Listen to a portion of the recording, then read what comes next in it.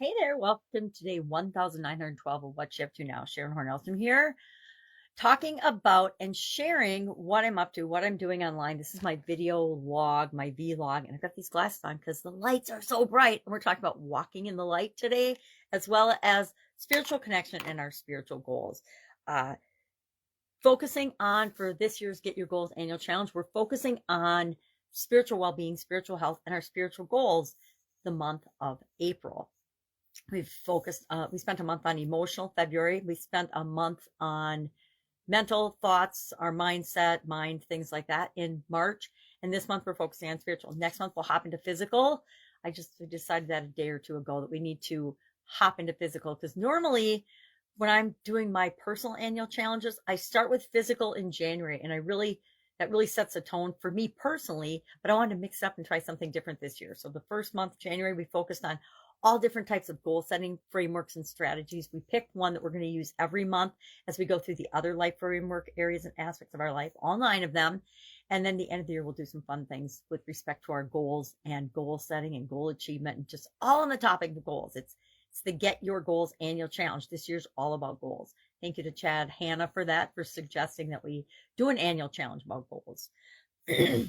And so to coincide with that and make life a little easier for myself, for my Supersize Your Business group, I decided that I would choose an idiom that kind of coincides with what we're talking about in the annual challenge. It reinforces the learning for me personally, as well as gets me looking at idioms that aren't necessarily business related, or idioms and things that come up in our lives that we might not consider a business idiom. Walking in the light, I don't know very many people that would consider that a business idiom. And I think that's what's powerful about it. It's taking something and asking ourselves, what does that mean to us?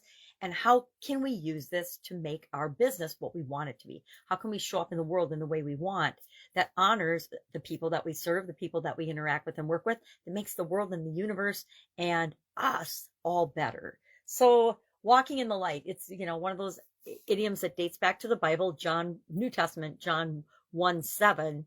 And it originally meant to walk in the light of the Lord, walk in the light of God, and live an example, be a living example like Jesus is, and do the right thing and live righteously and with kindness, etc., and all the good things that we want to have in our lives. We want to make sure we're demonstrating that and being an example of that for other people.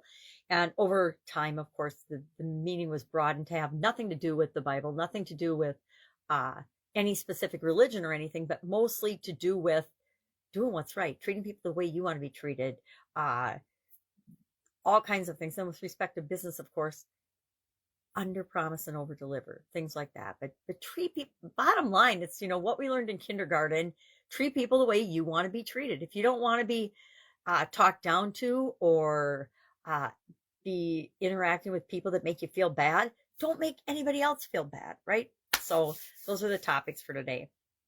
I'm actually going to a trade show tomorrow. I haven't been to a trade show, since before the pandemic. So I'm a little excited about that.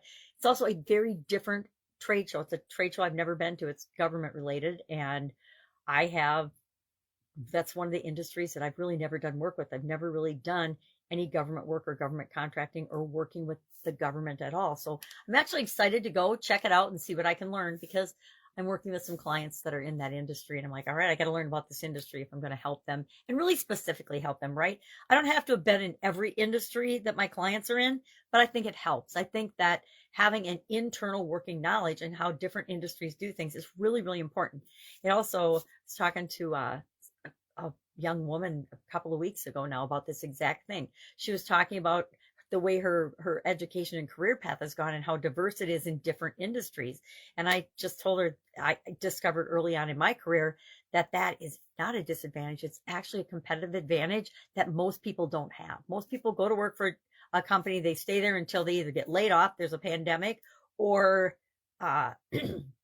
something happens, or they stay there as long as they possibly can. And I've done that in the past too. I've stayed at a company, at a business, in a job longer than was right for me. And I, over time, discovered that I have like a 3-year expiration. At the 3-year mark, I've usually come in, done what I can do in that organization, and it's time for me to move to the next thing, the next company, the next industry, the next organization.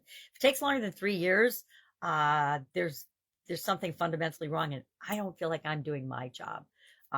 Usually the first year is figuring it all out. The second year is planning and plotting, structuring out a plan for improvement. And the third year is implementing. And by the time the third year rolls around, we implement, we put processes and systems in place so that everything can run smoothly with or without us. That's always been my intention wherever I work and wherever I go. All right, that's it. Have an awesome day. If I can help you anyway, ask. Otherwise, I'll be with you tomorrow.